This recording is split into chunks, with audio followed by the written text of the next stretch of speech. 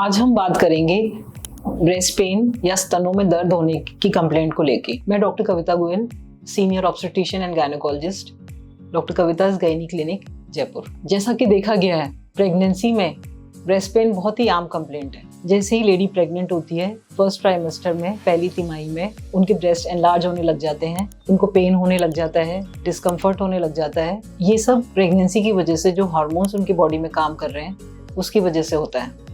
इससे लेडीज को काफी डिस्कम्फर्ट होता है। ये जो ब्रेस्ट में साइज का इंक्रीज है वो मदर को उसकी बॉडी को ब्रेस्ट फीडिंग के लिए प्रिपेयर करने के लिए एक नेचर का तरीका है। प्रेगनेंसी के अलावा जो ब्रेस्ट पेन के कॉजेज हैं वो दो कैटेगरीज में आते हैं।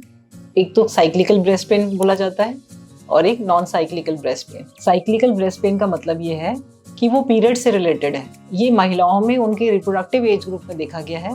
18 साल से लेकर 45 से 50 साल की लेडीज में ये वाली प्रॉब्लम होती है।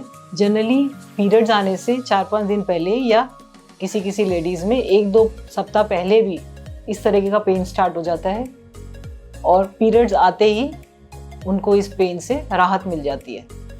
इसलिए इस पेन को साइक्लिकल ब्रेस्ट पेन कहा जाता है। अब हम बात करेंगे नॉन साइक्लिकल ब्रेस्ट पेन के बारे में। नॉन साइक्लिकल ब्रेस्ट पेन वो पेन होता है जिसका पीरियड से कोई रिलेशन नहीं होता। वो किसी भी एज में हो सकता है, उसका एज से भी कोई रिलेशन नहीं होता। किसी भी यंग लेडी को या किसी भी ओल्ड लेडी को कभी भी ब्रेस्ट पेन हो सकता है। कई बार वो एक साइड में होता है, कई बार दोनों साइड में हो सकता है। अब इनके क्या कारण है? कई बार ब्रेस्ट में इन्फेक्शन होना, उनके डक्ट्स में इन्फेक्शन होना, जैसे कि मैस्टाइटिस हो जाना। कई बार ब्रेस्ट में सिस्ट बन जाते हैं, छोटी छोटी पानी की गांठें बन जाती है, उसकी वजह से भी पेन हो सकता है। फाइब्रोसिस्टिक डिजीज एक ऐसी डिजीज होती है ब्रेस्ट की जिसमें ब्रेस्ट के टिश्यूज डेंस हो जाते हैं, कुछ लंपीनेस फील होने लग जाती है लेडीज को। कई बार ब्रेस्ट के नीचे जो कार्टिलेज है उसमें भी इन्फ्लेमेशन हो जाता है जिसे कॉस्ट्रोकॉन्ड्राइटिस बोलते हैं। उसकी वजह से भी लेडीज को पेन होने लग जाता है। कई बार शोल्डर का पेन रेफर होके ब्रेस्ट की तरफ जाता है और वो भी पेनफुल होने लग जाता है लेडी को। अगर किसी भी लेडी को इस तरीके की पेन से वो ग्रस्त है तो उनको अपने डॉक्टर के पास जाना चाहिए।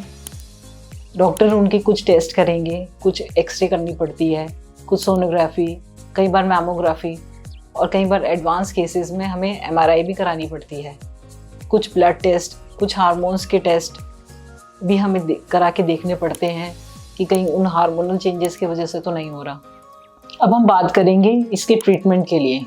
जो साइक्लिकल ब्रेस्ट पेन है उसमें हम जो एक नॉर्मल ट्रीटमेंट देते हैं उसमें सबसे इम्पॉर्टेंट ये है कि ब्रेस्ट का सपोर्ट करना बहुत ज़रूरी है। टाइटली सपोर्टिंग ब्रास को यूज़ करना चाहिए।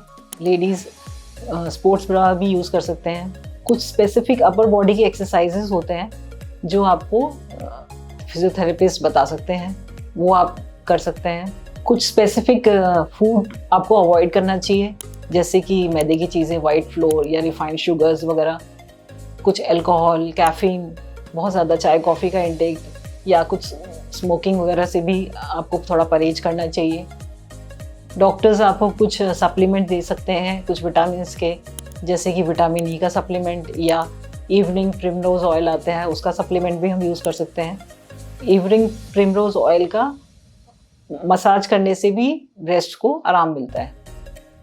कई बार आप कोल्ड कंप्रेसेस, मतलब कि ठंडे आइस का सेक करने से भी आपको पेन में राहत मिल सकती है। चाहे ब्रेस्ट पेन किसी भी तरीके का हो, ये इम्पॉर्टेंट है किसी भी लेडी के लिए कि उसे सेल्फ ब्रेस्ट एग्जामिनेशन आना चाहिए। Self breast examination period start होने पे मेनार्क से लेकर मेनोपॉज तक हर लेडी को हर महीने हमेशा करना चाहिए पीरियड खत्म होने के बाद। इससे वो ये जान पाएंगे कि किसी भी तरीके की जो भी प्रॉब्लम आ रही है उनके ब्रेस्ट में, वो कोई बड़ी बीमारी की तरफ तो नहीं टर्न ले रही। आपकी कोई भी क्वेश्चंस हैं या क्वेरीज हैं तो प्लीज़ कमेंट बॉक्स में डालिए। चैनल को लाइक एंड सब्सक्राइब कीजिए। Thank you very much.